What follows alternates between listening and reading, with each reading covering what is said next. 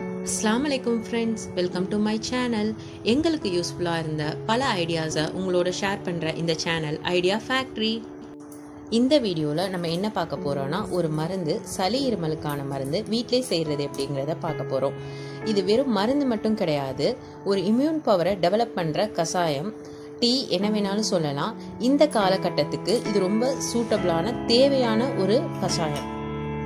இந்த டீ எப்படி பண்றதுன்னு பார்க்கறதுக்கு முன்னாடி ஒரு விஷயத்தை நான் உங்களோட ஷேர் பண்ண ஆசைப்படுறேன். நான் ஒரு டாக்டரோ நியூட்ரிஷனோ எதுவுமே கிடையாது. என்னுடைய அனுபவத்துல சக்சஸ் ஆன ஒரு விஷயத்தை தான் நான் உங்களோட ஷேர் பண்ண போறேன். ஒரு 5 to 6 இயர்ஸா என் குழந்தைங்களை கூட்டிட்டு சளி காய்ச்சலுக்காக நான் டாக்டர்கிட்ட போனதே கிடையாது. என் குழந்தைங்களுக்கு சளியோ இருமலோ வந்தா ஹோம் ரெமடிஸ்னாலே ஒரு 6-7 நாள்ல சரியாயிடும்.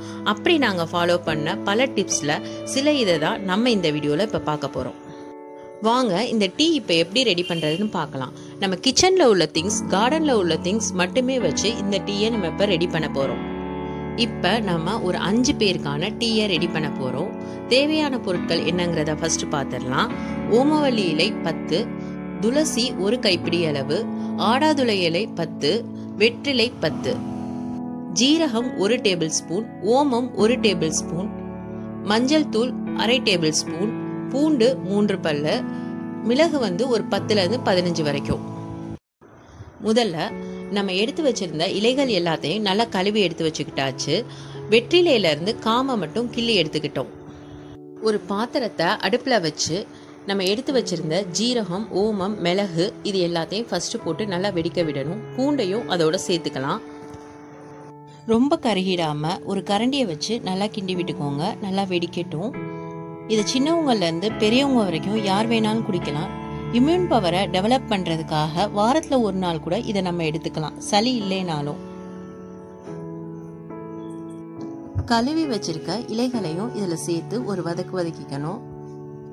இதனால எந்த சைடு எஃபெக்டும் கிடையாது. ஆன்டிபயோட்டிக்ஸ் சாப்பிடும்போது நம்ம பிள்ளைங்க ஒழுங்கா சாப்பிட மாட்டாங்க. அந்த மாதிரி பிரச்சனை கூட இதுல கிடையாது. ஏன்னா ஓமம், ஜீரகம்லாம் சேர்க்கறதுனால பிள்ளைங்க நல்லா பசிச்சு சாப்பிடுவாங்க. இப்ப இதுல நம்ம 5 டம்ளர் தண்ணி சேர்க்க போறோம். இதை நல்லா ஒரு 15 மினிட்ஸ் கொதிக்க விடுங்க. இது கொதிக்கட்டும். நம்ம எடுத்திருக்கிற இலைகள் எல்லாமே ஈஸியா கிடைக்கக்கூடியவை. மருத்துவ குணம் நிறைந்த செடிகள் எல்லாமே அதுல உள்ள வேரையோ காம்பையோ நீங்க ஊண்டி வச்சீங்கன்னா அந்த இடத்தையே நிரப்பும் அளவுக்கு வளர்ந்துரும். இது இறைவனின் அற்புதம். நான் சொன்ன அந்த 4 இலை அதோட உப்பு மஞ்சள் சேர்த்து தண்ணியில கொதிக்க விட்டு வேதும் பிடிக்கலாம். அதுவுமே ரொம்ப எஃபெக்டிவா இருக்கும்.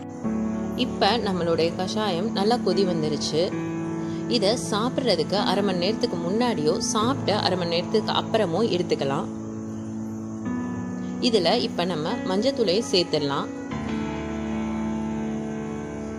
சேர்த்து நல்லா கலக்கி விட்டு ஒரு 5 மினிட்ஸ் கொதிக்க விட்டுட்டு ஸ்டவ்வை ஆஃப் பண்ணிடலாம். அவ்வளோதான், நம்ம கஷாயம் ரெடி ஆயிடுச்சு. நம்ம இப்ப ரெடி பண்ணது 5 பேருக்கான டீ. இதை இப்ப ஃபில்டர் பண்ணி எடுத்து குடிக்கலாம். டேஸ்ட்டுக்கு வேணும்னா பனங்கற்கண்டு சேர்த்துக்கலாம். குழந்தைங்களுக்கு இதை பால்லையும் கலந்து கொடுக்கலாம். இந்த இலைகள் எல்லாமே பவுடர் ஃபார்ம்லையும் கடைகளில் கிடைக்குது. அதை வாங்கியும் இதே மெத்தடில் நீங்கள் இந்த ட்ரிங்க் ரெடி பண்ணலாம். இந்த ட்ரிங்கோடு சேர்த்து நல்ல ஹெல்த்தியான ஃபுட்டாக சாப்பிடுங்க. உங்கள் இம்யூன் பவரை டெவலப் பண்ணுறதுக்கு. சேஃபாக இருங்க, ஹெல்த்தியாக இருங்க. இன்ஷா அல்லாஹ் இன்னொரு வீடியோவில் பார்க்கலாம். தேங்க்யூ ஃபார் வாட்சிங். அஸ்ஸலாமு அலைக்கும் ஃப்ரெண்ட்ஸ்.